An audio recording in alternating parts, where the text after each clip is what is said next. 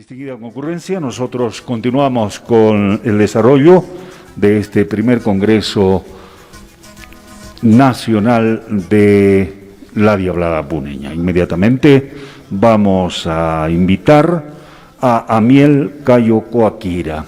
Él es músico, es artista en general, es actor de teatro, actor de cine, uno de los principales referentes en este terreno de la industria cinematográfica que tiene Puno. Algunos de sus trabajos han recibido premios internacionales y además es un profundo puneño y andino. Lo recibimos con un fuerte voto de aplausos y él va a exponer el tema, el origen ancestral de la máscara del diablo. Adelante, Amiel.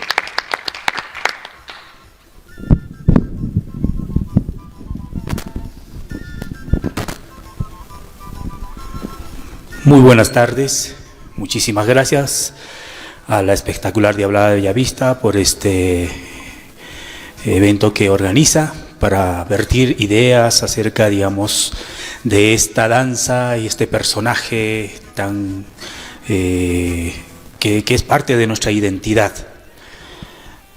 Una de las cosas que César no ha mencionado es que yo soy especialista también en elaboración de máscaras. Como actor de teatro he investigado, aprendido a hacer máscaras, he recibido los saberes de muchos maestros, no solamente aquí en Puno, ¿no? Del maestro Edwin Loza Guarachi, reconocido maestro de la máscara, ¿no? No sé por qué no lo han invitado, él debió estar aquí también porque he aprendido mucho de él.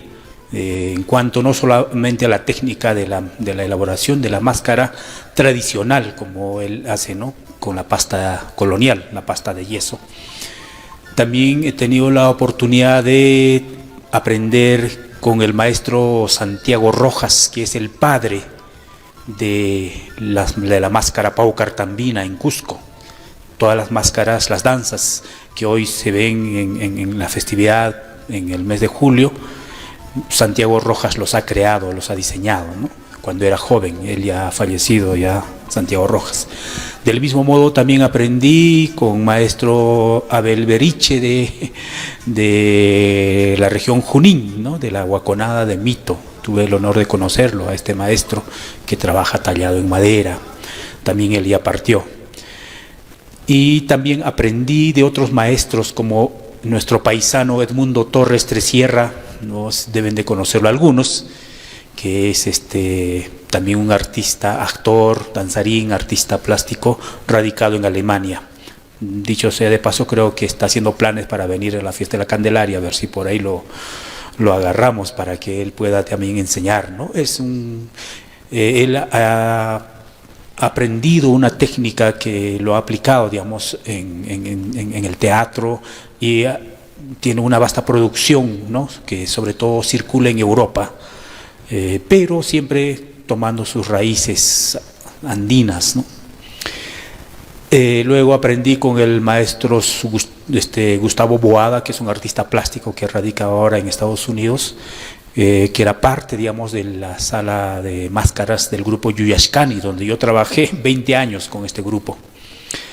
Entonces, más o menos esa es un poco la experiencia que yo tengo con las máscaras. Y son 30 años que vengo haciendo máscaras, aproximadamente, no sé exactamente. Pero en un momento empecé a hacer, sobre todo por la necesidad de que en mi grupo de teatro en Yatiri, en los años 88, 89, empezamos a hacer obras de teatro y queríamos hacer obras y necesitábamos hacer máscaras. Entonces yo me puse, porque yo era artista plástico, ¿no? Dibujante, pintor, pero de ahí me incliné más por el teatro, pero retomé mi actividad de artista plástico con la máscara, ¿no? Hasta el día de hoy es como un oficio paralelo que llevo a mi trabajo actoral. Y gracias a eso también estoy invitado, acabo de regresar de Bolivia, de dictar talleres allá. Ahora voy a viajar a Colombia en el mes de noviembre y fines de diciembre estoy viajando a Ecuador también, ¿no? Igual me invitan para hacer talleres de elaboración de máscaras, también del uso de la máscara, ¿no? Como actor he aprendido cuáles son los principios que un danzante, un actor tiene que saber, ¿no? Para utilizar una máscara.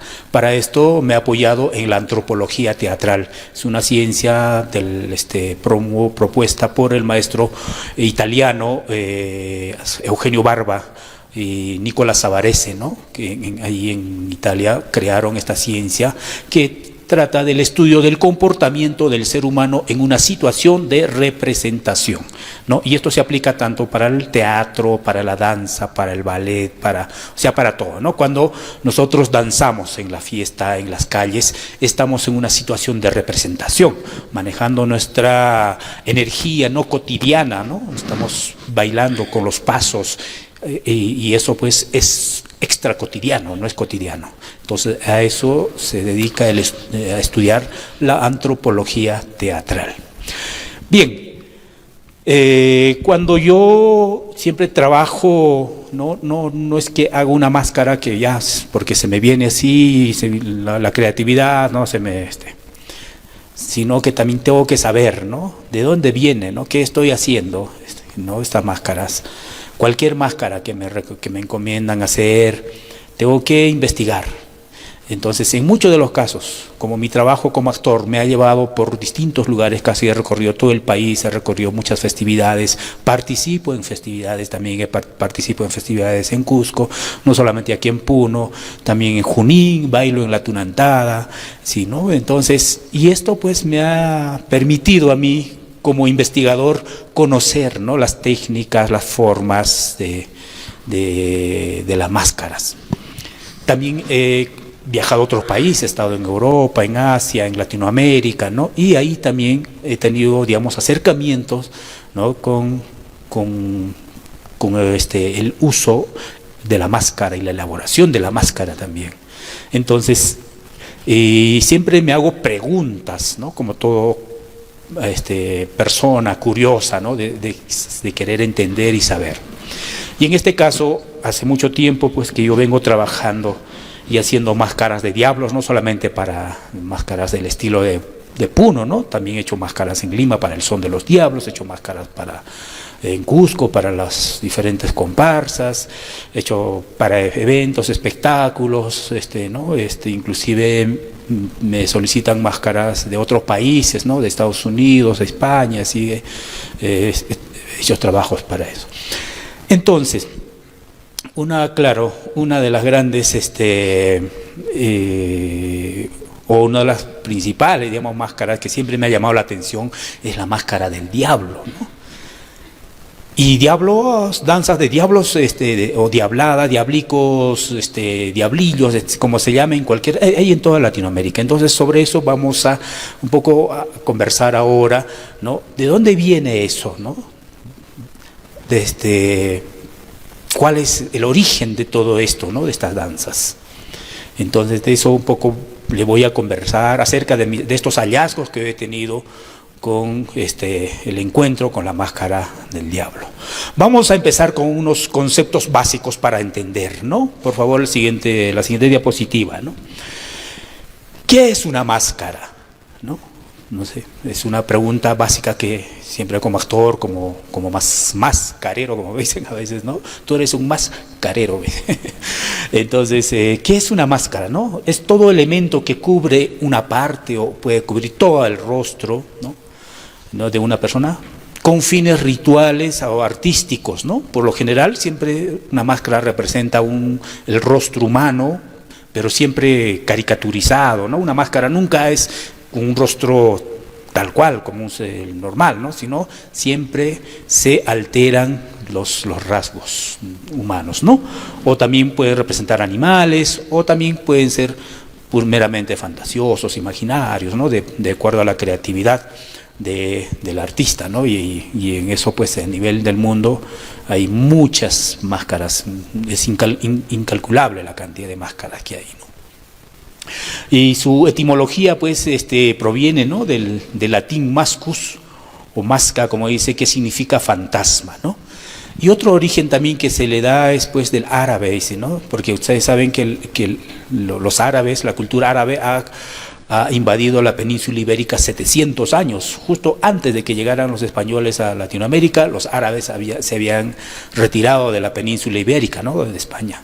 Entonces había mucha influencia, inclusive el español tiene influencia, tenemos mucha influencia de la cultura árabe en la ciencia, en la gastronomía, en las palabras, ¿no?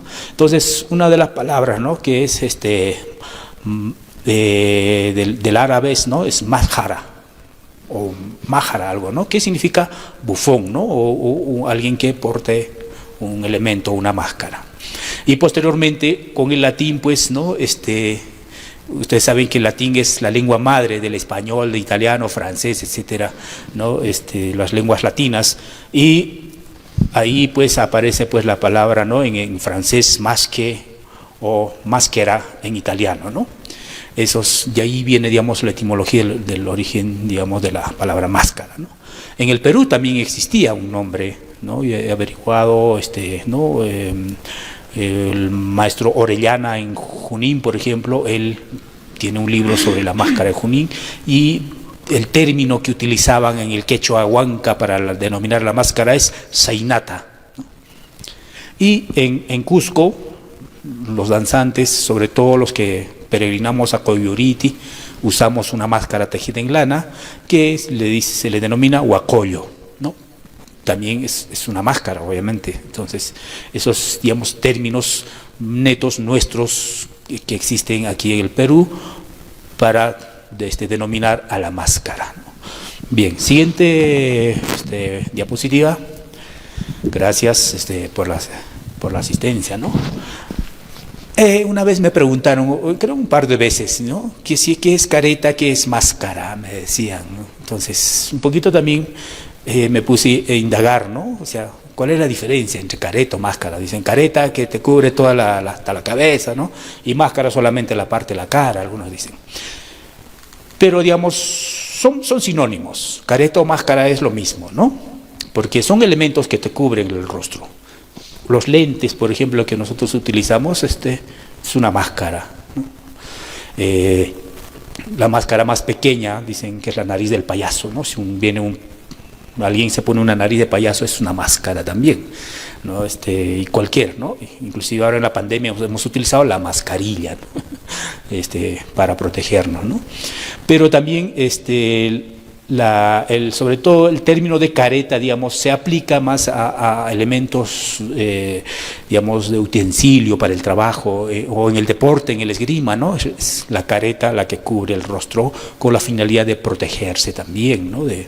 Y lo mismo la careta que sirve para soldar, ¿no? Con los carpinteros metálicos que utilizan para soldar, ¿no? Es una careta, ¿no? Entonces, más o menos, ¿no? O también en términos psicológicos, o no, se utiliza pues la expresión careta, ¿no? Quitarse la careta, ¿no? Que va digamos, alude, ¿no?, a actuar sin hipocresía, como dice ahí, o dejar de mentir y dice, quítate la careta, ¿no? O como dice ese ejemplo, ¿no?, que me pareció chistoso, ¿no? A este periodista habría que sacarle la careta para que diga lo que piensa, ¿no? Entonces, es también, ¿no? Pero en general, digamos, lo que utilizamos y todo lo que estamos viendo acá son máscaras, ¿no? Y una máscara puede ser hecha de cualquier material, de cualquier elemento, ¿no? Hay máscaras de metal, hay máscaras de tela, máscaras de papel, máscaras de madera, de malla de alambre. El Perú, por cierto, es una potencia, pues, en el mundo, ¿no? En cuanto a máscaras. No solamente en Puno, ¿no? Cantidad de máscaras que hay en Cusco, la cantidad de máscaras que hay en la región Junín, en Ayacucho, Cajamarca, en la selva también. O sea, si nos ponemos a googlear, por ahí vamos a encontrar una infinidad de personajes, técnicas, etcétera, ¿no? En danzas, en lo que sea. Bien, otra noción importante también para después desarrollar, digamos, el tema. Siguiente diapositiva, gracias. ¿Qué es el diablo o demonio, ¿no? ¿Cuál es su significado, ¿no? Eso también hay que preguntarse, ¿no? En la tradición judeo-cristiana, de la cual a nosotros nos viene, ¿no?, con la conquista y con la colonia, ¿no? O con la religión católica, ¿no? el diablo representa, ¿no? Es el príncipe de los ángeles rebelados contra Dios, dice, ¿no? Y representa el espíritu del mal. Etimológicamente proviene del verbo griego diabalo, que significa calumniar, falsear, mentir, ¿no? Eso significa, digamos, el diablo, ¿no? Y demonio, ¿no? Que, digamos, no tenía una connotación negativa originalmente, ¿no? Ahora sí, tiene una connotación, ¿no? Porque para el diablo hay diablo, demonio, sahra, ¿qué más se les dice? Su país, ¿no? Como en nuestra... Pero, digamos, en este sentido, el demonio no tenía, ¿no? Sino el demonio era un espíritu, poder divino. ¿No? Y proviene de la palabra griega daimon, ¿no? Entonces, ese es un poco lo que obviamente, esto pues nos viene, digamos, de una cosmovisión que no es nuestra, ¿no? Y eso más adelante lo vamos a esclarecer también. Eso proviene de la cosmovisión occidental, ¿no? Y nos llega, obviamente, con la conquista y con el proceso de colonización, ¿no? Esta cosmovisión, esta visión del diablo, inclusive la imagen que viene, ¿no? Y lo que representa también hasta el día de hoy. Siguiente diapositiva. Bien, el diablo en la cosmovisión occidental, ¿no? O sea, ahora, ¿de dónde nos viene esta idea, ¿no? de diablo que representa el mal? Todo eso, digamos, viene con el desarrollo de la conciencia del ser humano. Nos imaginamos, ¿no? A los primeros grupos humanos, estos hombres primitivos de las cavernas, digamos, cuando empiezan a desarrollar su conciencia, pues ellos no tenían la explicación científica, ¿no? para los fenómenos que ocurrían a su alrededor, ¿no? ¿Por qué había un día y una noche? ¿Por qué hay la claridad, la oscuridad? ¿Por qué viene, cae un rayo? ¿Por qué brillan las estrellas? Etcétera, un montón de cosas que no se podían explicar, ¿no? Y de ahí es que ellos empiezan a darle a esos fenómenos atribuciones de dioses, ¿no? O sea, crean deidades, ¿no? Dios del rayo, el dios sol, la diosa luna, la diosa, o sea, en el mundo, digamos, hay infinidad de dioses, ¿no? Igual aquí, en nuestra cultura también había deidades, ¿no? Y también empiezan a aparecer las dualidades sagradas, les llamo yo, ¿no? Que son, ¿no? Macho, hembra, positivo, negativo, ¿no? Que es la dualidad, digamos, es parte, digamos, de la existencia, ¿no? de este universo en el que habitamos, en el que vivimos, ¿no? Si no hubiera esa energía, ¿no? Macho y hembra, ¿no? Por eso positivo y negativo, no habría movimiento, ¿no?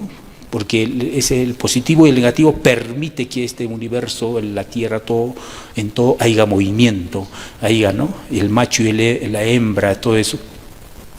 Y dentro de eso también, pues, encontramos dualidades, como el bien y el mal, ¿no? Entonces, todo lo bueno está atribuido a Dios, ¿no? Y todo lo malo es atribuido al diablo, dentro de la cosmovisión occidental, obviamente. No, otros investigadores podrán hablar, digamos, cómo fue esa concepción del bien y el mal dentro de nuestra cultura antes de que llegaran los españoles, ¿no? Pero, ¿no? Inclusive, ¿no? Ya habían personificaciones como esta estatuilla que se encontraba, ¿no? Babilónica en Pasuso, unos 800, 700 años antes de Cristo, ¿no? Que es una estatuilla que representa a un demonio, ¿no? Al demonio asirio, ¿no? Y también tenemos, digamos, otra representación del demonio, ¿no? Que viene ya con el concepto ya de la Iglesia Católica, ¿no? Que tiene unas facciones más humanas, ¿no? Como es este ángel que ha sido expulsado, pues, del cielo, ¿no? Según el concepto, digamos, de la religión católica, ¿no? Entonces, y claro, y eso es parte también de la naturaleza humana, ¿no? Porque todo esto refleja la naturaleza humana. O sea, no todos somos, yo no soy bueno al 100%, ¿no? Debo tener algo siempre de maldad, ¿no? Otra persona no es malo al 100%, ¿no? ¿no? Siempre debe tener algo de bueno, algo de bondad dentro. ¿No? Es el clásico yin y yang, ¿no? El círculo donde en un círculo negro hay siempre un punto blanco, en un círculo blanco siempre hay un punto negro, ¿no? Entonces ese es el equilibrio. Y eso, ¿no? Eso es un poco dentro de la cosmovisión occidental, digamos, ¿no? Siguiente diapositiva. Vamos a pasar ahora a, ¿no? Aquí hay otras imágenes, por ejemplo, ¿no? Siempre entre ese concepto, ¿no? del diablo, ¿no? Que la imagen, ¿no? Como se le representaba, ¿no? Dentro de la cosmovisión occidental, ¿no? Con alas de murciélago, patas de cabra, cuernos de cabra, etcétera, ¿no? Que eso, para estas culturas, ¿no? Obviamente toman elementos de su entorno, ¿no? Porque toda cultura en su imaginario toma elementos de su entorno, ¿no? O sea, nosotros vivimos aquí, tenemos cóndor, tenemos serpiente, tenemos pumas, entonces tomamos esos elementos para construir nuestro imaginario, ¿no? Lo mismo pasa también con esta cultura occidental, ¿no? Por eso para mí es básico, pues, saber entender, ¿no? Cuál es el entorno, ¿no? O sea, y lo mismo pasar en Australia, lo mismo pasar en África, son sus deidades, sus imaginarios, pues están representados, basados en el entorno geográfico, en la fauna, en la flora que los rodea, ¿no? O sea, bien, ahora sí creo que vamos a hablar un poco sobre lo nuestro. Siguiente diapositiva. Aquí, por ejemplo, hay demonios en otras culturas, ¿no? Como en el caso de Japón, también existen. Esta es una máscara que he encontrado. Hay muchos demonios en la cultura japonesa, ¿no? Que le llaman Oni, algo así, ¿no? Entonces ahí. Y en Costa Rica también esta imagen, ¿no? De un libro que yo tengo de máscaras de diablos de Centroamérica, ¿no? Es la danza de los diablitos de Costa Rica, ¿no? Que también hay una representación, digamos, del diablo que difiere mucho, ¿no? Para que se den cuenta cuál es según la cosmovisión occidental, según la cosmovisión oriental de Japón y según la cosmovisión también de Centroamérica, ¿no? Entonces ahí vamos a ver, y toman obviamente cada uno elementos, como ya les he dicho, de acuerdo al entorno en el que se desarrolla una cultura. Siguiente, por favor. Bien. Antes de que lleguen los españoles, obviamente, aquí había una espiritualidad, ¿no? Había forma de cómo crear ese espacio. Y habían muchas deidades. Entonces, según la cosmovisión de las culturas precolombinas, pues, el Dios no era representado como en la cultura occidental, ¿no? Como un ser humano, sino una deidad tenía que estar representado, pues, tomando diferentes elementos como les dije, de la fauna, ¿no? Sobre todo, ¿no? Entonces, ahí, por ejemplo, en el caso de Chavín, ¿no? El famoso lanzón monolítico, ¿no? Es un dios con un aspecto terrorífico, ¿no? Uno se acerca ahí, entra ¿no? Yo he estado en Chavín, y ver esa imagen obviamente nos causa terror, ¿no? Ver eso con colmillos, ¿no? Con los serpientes, ¿no? Y el otro, el dios de los báculos, que es de la cultura Paracas, ¿no? De un tejido Paracas, ¿no? Cómo se representa, igual también con colmillos, ¿no? Y esta forma del ojo que tiene es característico no solamente de nuestra cultura, existen otras culturas, ¿no? En Oriente, en la cultura oriental, en Japón sobre todo le llaman ojos de Zanpaku, le dicen, ¿no? Son los ojos como que mirando hacia el tercer ojo, es lo que dicen. Tenemos el tercer ojo acá y estas deidades, estos seres siempre tienen la mirada hacia el tercer ojo, hacia arriba, ¿no? Le llaman ojos de Zanpaku. Entonces, y así, ¿no? O sea, el imaginario, digamos, de estas sociedades, de las culturas precolombinas, pues no era, ¿no? Representar a la deidad como un ser humano, ¿no? Sino tenía que tener este aspecto terrorífico, ¿no? Algunos investigadores me decían, ¿por qué tienen esa imagen? Porque un dios tenía que causar temor y respeto, ¿no? Cuando la gente le tenía miedo y tenía que estar armonizado, digamos, con la deidad, pues entonces todo estaba bien, ¿no? Entonces, y por eso es que ellos representan a los dioses de esta manera, ¿no? Y esto vamos a ver más adelante cómo se refleja en la máscara del diablo que vemos aquí, ¿no? Siguiente diapositiva. Por ejemplo, tenemos ahí la representación de Ayapaej, ¿no? Este dios de la cultura mochica. Vemos igual también colmillos con ojos muy saltones, ¿no? Inclusive en la segunda imagen vemos a este Ayapaej degollando una cabeza, ¿no? Y tiene en la mano un cuchillo, un tumi, y agarrando en la mano una cabeza, ¿no? Son huacos del Museo Larco de Lima. Y también igual los colmillos, ¿no? Tienen aspecto de puma o semejan a dragones, o sea, son terroríficos estas deidades, ¿no? Siguiente, por favor. Y tenemos también, ¿no?, aquí al dios Con de la cultura Nazca, ¿no?, y al Ñácaj de la cultura Pucara, ¿no? Son dos imágenes que tienen unas características similares, ¿no? Si se dan cuenta, el dios Con, igual que el Ayapaej, también es degollador, ¿no? O sea, ambos tienen, digamos, una cabeza degollada, ¿no? Y el Con, por ejemplo, ¿no?, tiene las cabezas te las cuelga, parece en la espalda. Lo mismo que en la representación del Ñácaj de la cultura Pucara, también tiene la cabeza degollada, y en la espalda tiene las cabezas, ¿no?, de otras cabezas degolladas, ¿no?, con esos.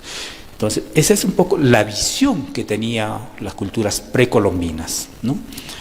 Y obviamente, ¿no?, cuando llegan los españoles, ¿no?, con esa otra cosmovisión diferente, aquí a estas tierras, ¿no? No solamente estamos hablando desde México hasta el sur, ¿no?, Argentina, Chile, y había este tipo de espiritualidad que era totalmente diferente, ¿no?, al occidental, ¿no? Las huacas, los dioses, las deidades que veían estas imágenes. Entonces, ¿qué dijeron los curas, los sacerdotes católicos? Decían, pues, esto no es un culto católico, este es un culto al diablo, decían, ¿no? Es por eso que empezaron a construir sus iglesias sobre las huacas, ¿no?, sobre los templos ancestrales, ¿no? Te recorren donde están las iglesias coloniales, ahí había una huaca, y esa huaca estaba destinada a adorar a una deidad, ¿no? Y como hemos visto, las deidades pues no tenían una imagen terrorífica. Entonces, como los denominan diablos, ¿no?, estos son unos diablos, y en muchos casos ellos toman estas imágenes para poder, digamos, hacer el proceso de evangelización, ¿no? Se me fue la siguiente diapositiva, por favor, ¿no? Entonces toman esas imágenes, y de ahí, a partir de ahí, digamos, va evolucionando la imagen del diablo y la máscara, ¿no? Primero tenemos, pues, una máscara de la jija o huanca, ¿no?, que es una máscara también que se asemeja mucho a los chavín, ¿no?, con colmillos, con serpientes, con lagartijas en el rostro. Y estas otras dos máscaras que provienen la otra creo de Ichu, y esta proviene, creo, de Yunguyo.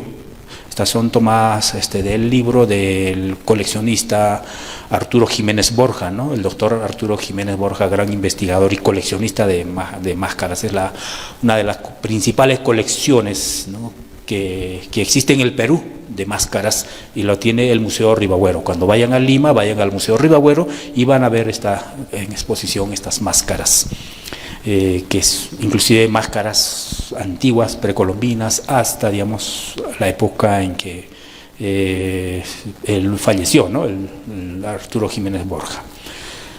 Entonces, ahí, por ejemplo, ahí vemos elementos ya que tienen de las deidades precolombinas. Entonces, el diablo para nosotros, pues, es una manera de reivindicar a nuestros dioses ancestrales, a nuestras deidades ancestrales, ¿no? Por eso yo, como actor, he practicado danza de tijeras durante 10 años en Lima. Entonces, para iniciarme como danzante de tijeras tenía que hacer un pacto con el diablo, ¿sí, no? Entonces, ¿qué es el pacto con el diablo? Es un ritual que se hace a un apu, a una pacarina, a una pacha, ¿no?, a un espíritu que vive ahí. Entonces, uno hace ese ritual para adquirir el poder, ¿no?, del supuesto diablo, pero no es el diablo, sino es la deidad que habita ahí en ese entorno, ¿no? Es la energía sagrada del Apu. Entonces, y asumimos, ¿no?, que somos diablos como parte, digamos, de nuestra identidad, que ha sido superpuesta por la cosmovisión occidental, ¿no?, por la Iglesia Católica. Por eso que nuestros diablos aquí pues no tienen el mismo significado, digamos, que en Occidente, ¿no? Yo muchas veces he bailado de China Diabla y he bailado frente en el altar mismo de la iglesia. Me imagino que muchos también han entrado disfrazados con las máscaras y hemos bailado en el altar de la Virgen de la Candelaria, ¿no? Eso en Europa obviamente podría ser algo pues inaudito, ¿no?, que no se podría ser permisible, ¿no?, que con una imagen de diablo vaya entre a la iglesia, ¿no? Aquí sí. ¿Por qué? Porque los diablos pues no representan a eso, ¿no?, sino representan a nuestras ideas. Obviamente, claro, tomando la Iglesia Católica estas imágenes, han creado autosacramentales, ¿no?, autosacramentales para justamente hacer este proceso de evangelización, ¿no?, de enseñar, ¿no?, cuál era el bien y el mal, los 7 pecados capitales, el ángel, etcétera. Entonces, eso. Y así va evolucionando, ¿no? Siguiente, por favor. Y ahí vemos, por ejemplo, cómo esa máscara originaria, ¿no? El maestro Edwin Glossa Guarachi me dice, ¿cuál era la primera máscara de diablo? Dice, ¿no? O sea, era el rostro del venado, ¿no?, al cual se le jalaba con alambre las narices para que se seque y provocaba, digamos, esa bifurcación típica de la máscara, ¿no? Entonces, y obviamente los cachos. Eso luego se va reemplazando por otros materiales como la pasta de yeso, el latón, ¿no? Y en esta máscara, por ejemplo, que pertenece que es de Ichu, ¿no?, de procedencia de Ichu, hecha de latón, mantiene, ¿no?, los colmillos, ¿no?, y todo esto con referencia digamos, de los dioses prehispánicos. Siguiente, por favor.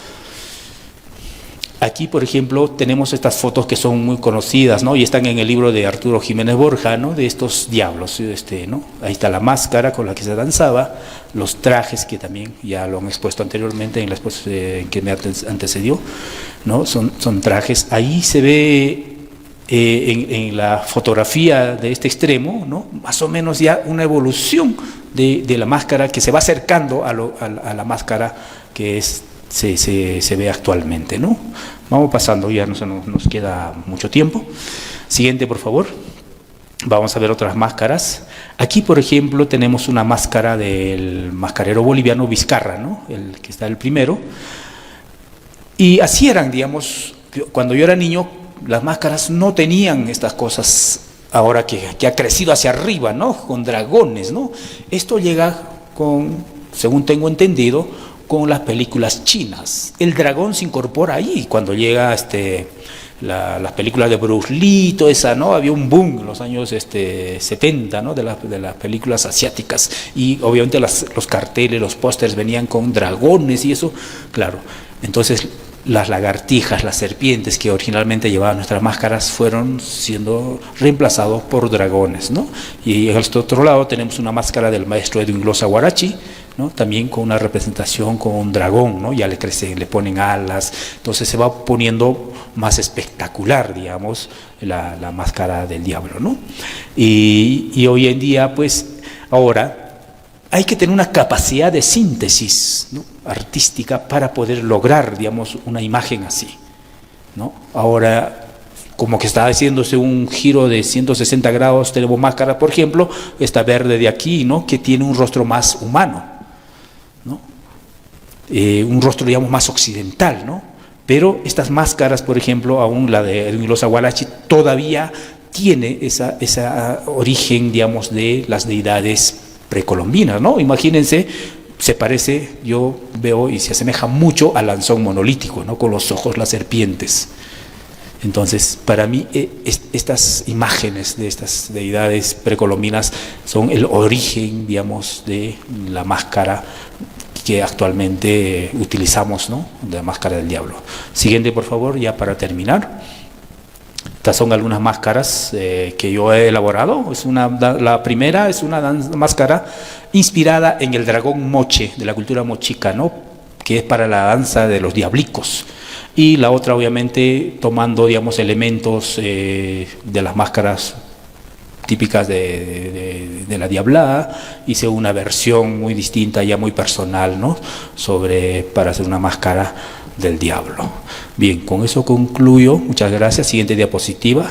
Gracias. Ahí estoy trabajando en mi taller, confeccionando máscaras. Bueno, gracias, y cualquier pregunta, cualquier duda, vamos a resolverlas. O conversar, básicamente, ¿no? Porque son cosas que yo he ido encontrando durante el tiempo que vengo trabajando con la máscara. Muchas gracias, Amiel, por esa exposición sumamente importante. Seguro que este tema hay que ampliarlo mucho más. A propósito, vamos a invitar a nuestro comentarista, el arqueólogo José Núñez, para que pueda formular algunas interrogantes sobre tu exposición. Gracias. Felicitar al maestro Amiel Cayo por su exposición, me parece muy buena, y nos trae a reflexión mucho sobre lo que es las máscaras, la evolución de las máscaras en sí. Una duda que tengo y que se la voy a plasmar ahora. Hemos visto el proceso de evolución de las máscaras. Para los años 70 más o menos, la máscara del diablo, y era la más grande y eran de yeso, llegaban a tener hasta 32 cabecitas encima de la máscara. Y ahora se ha perdido eso. ¿Estamos hablando de una evolución o de una involución? Gracias. Yo creo que obviamente la cultura no es algo estático, ¿no? Ya lo hemos visto con la evolución de los trajes también, llegan nuevos elementos, nuevos materiales, ¿no? E inclusive también con la máscara también hay un movimiento, ¿no? La pasta de yeso, por ejemplo, eso lo han traído los curas, ¿no? El padre Bernardo Vitti, que ustedes van a Julia, hay trabajos con pasta de yeso colonial, esta mezcla del yeso, del estuco con engrudo, ¿no? O con harinas, y hacen esto, ¿no? Y obviamente las máscaras, digamos, precolombinas eran pues hechas en metales repujados, ¿no? Como vemos la cultura del señor de Zipán, ¿no? En la cultura mochica, Paracas, sabían, ¿no? Utilizaba la madera, el tejido, y una de las máscaras más ancestrales, ¿no? que vemos y existe todavía este día, al de hoy, por ejemplo, de la máscara del Choquela. Esa máscara ya viene desde las cavernas, ¿no? Vamos a Toquepala, vemos ahí personajes danzando con el rostro, digamos, de los jauquélidos. Entonces, y desde ahí, digamos, viene utilizando el pergamino, el rostro del animal, ¿no? Y de ahí pues va evolucionando. Yo me considero pionero, por ejemplo, en introducir la fibra de vidrio a la máscara, porque antes se hacía en latón, todo eso. Y en Lima aprendí, trabajando en la feria del hogar, antes de los 2000, aprendí a manejar fibra de vidrio y empecé a aplicar eso a hacer máscaras. Y de ahí enseñé a varios la técnica, ¿no? Y obviamente me han mejorado muchos artistas. Acá tenemos a José Chura, por ejemplo, ¿no? Que él gran maestro también de la máscara ahora, ¿no?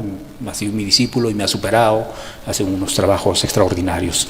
Entonces, y también tengo otros discípulos en otros lugares, y por ahí se ha ido diseminando esta técnica. Ahora también utilizan el termoformado también, ¿no? De las máscaras en Bolivia, son otras máscaras que son más livianas, de plástico, ¿no? Es ya otra técnica que yo no conozco. Pero, entonces, también hay una evolución en cuanto al manejo de materiales, pero en cuanto a la imagen, ¿no? Sí, ¿no? Se ha perdido mucho esa originalidad realmente, a la que para mí representa el diablo a nuestras deidades, que por el proceso de extirpación de idolatrías, ¿cómo se llama el otro término? Del sincretismo cultural, digamos, ¿no? Se ha ido desarrollando, Entonces, y ahora pues hay esa involución, ¿no? Se ha perdido esos valores, ese significado. Hay un estudio muy importante de Oscar Bueno, que es antropólogo, ¿no? Oscar Bueno, que él me dio, ¿no? Él ha hecho todo un análisis de la representación de la máscara del diablo, en cuanto al color, en cuanto a su estructura, ¿no? A la forma que tiene, que está ahí toda la cosmovisión andina representada en la máscara, digamos, del diablo, ¿no? O sea, no está hecho por así adrede una máscara, sino hay todo, ¿no? Un conocimiento detrás de eso. Obviamente que ahora se prioriza la parte de espectáculo, ¿no? Y por eso también las cosas crecen, se ponen dragones, se pone esto, y también por la masificación, pienso, porque antes, en los años 70, cada danzante iba donde el mascarero a hacerse su máscara. Entonces el maestro Edwin Loza Guarachi, ¿no? Me explica por qué habían ositos, chinitas, ¿no? Ese es el currículum del danzante, me dice, ¿no? Porque ahí se ve de que ha bailado de oso, ha bailado de china, ha bailado de ángel, entonces le ponen en la máscara. Entonces ese era lo que según él me explica, ¿no? Que por qué había esas otras figuras, ¿no? Ahora obviamente hacer máscaras, 1000 máscaras para la Diabla de Bellavista. ¿Cuántos danzantes tiene? Más de 1000, ¿no? Hacer 1000 máscaras, pues ya no, hacerlo de manera personal, pues sí, imposible, ¿no? Yo puedo una máscara de diablos para hacer un mes de trabajo así, tiempo completo, ¿no? O sea, así, de forma personalizada, qué sé yo.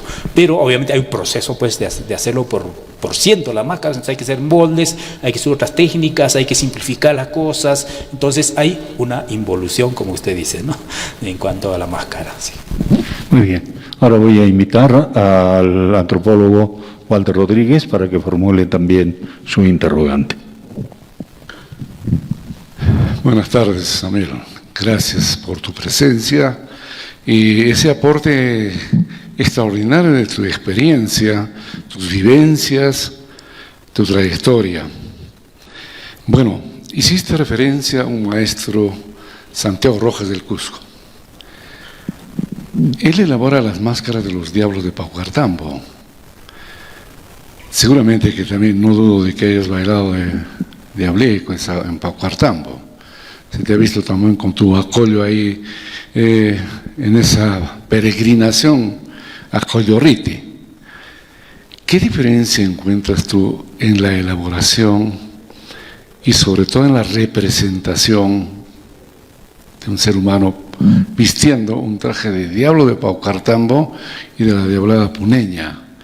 La máscara, por ejemplo, de la diablada puneña es con muchas protuberancias, cachos grandes, ojos exorbitantes. En cambio, no es así del diablico de Paucartambo.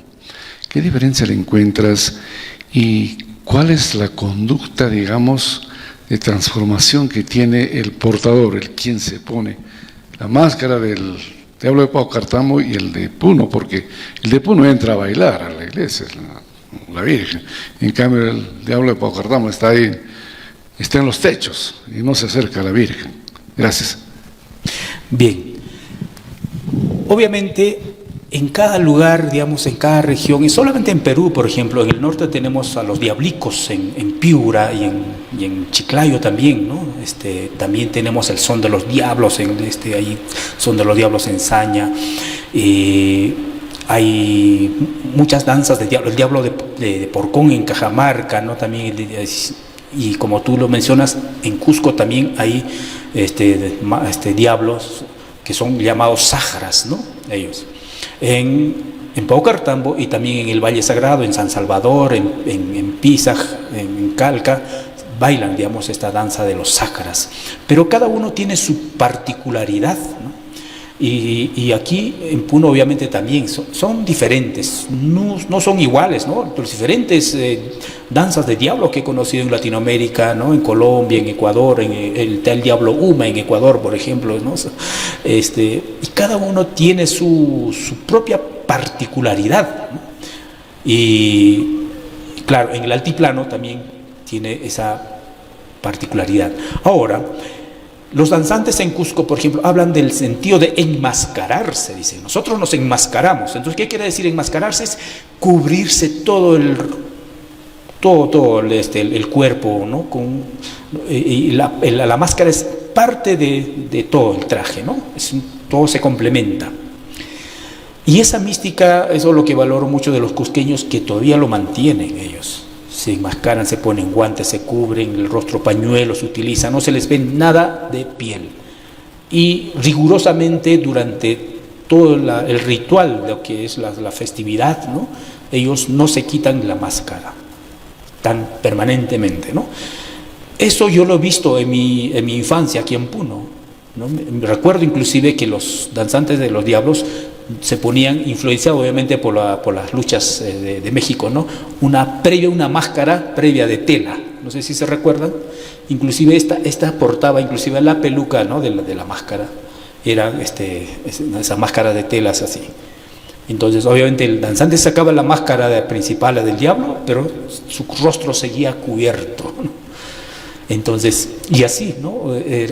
Había esa mística en cuanto a la utilización de la máscara, que hoy en día pues se ha perdido, ¿no? O sea, ya simplemente usan para el estadio, creo, pero después ya están bailando ahí con la máscara en la mano, ¿no? Se utiliza de otra manera, ¿no? O sea, yo lamentablemente tengo esa opinión, ¿no? Que se ha perdido esa mística en cuanto al uso, digamos, ritual de la máscara.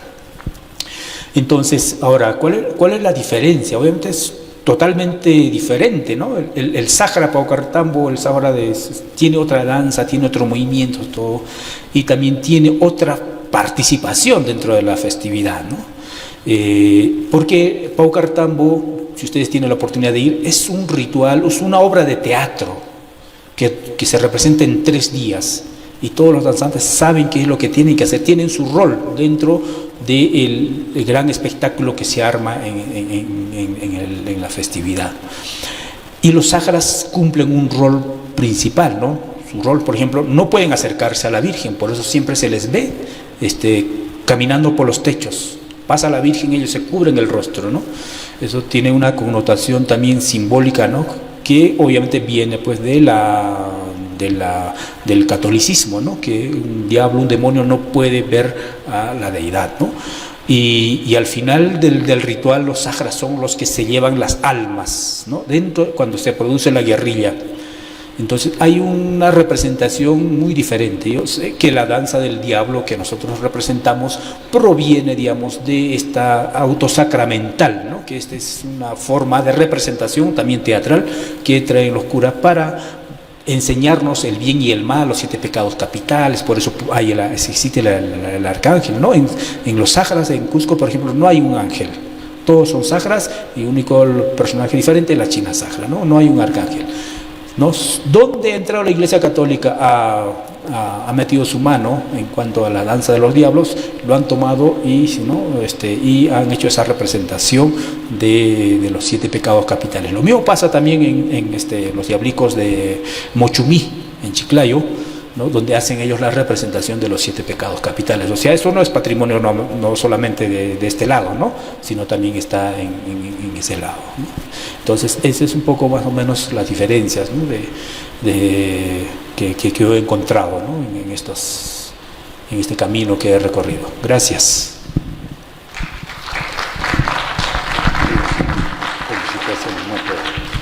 Vamos a agradecer infinitamente la gentileza que ha tenido Amiel Cayo en estar junto con nosotros, y a nombre de los organizadores del espectacular Diablada de Bellavista y la Municipalidad Provincial de Puno en este caso, se le va a hacer entrega de los reconocimientos debidos por su participación en este evento, la medalla de honor de la ciudad de Puno y la resolución correspondiente que agradece su participación en esta oportunidad. El señor regidor Lizardo Rojas va a hacer entrega a nombre del señor alcalde provincial de Puno. Me coloca en primer lugar la medalla de honor. Felicitaciones a Amiel Cayo. Y luego le entrega la resolución de alcaldía, felicitándolo por su participación en nuestro evento. Ahí está. Tributamos un fuerte voto de aplausos a nuestro maestro y artista Amiel Cayo. Muchas gracias, Amiel, por su participación.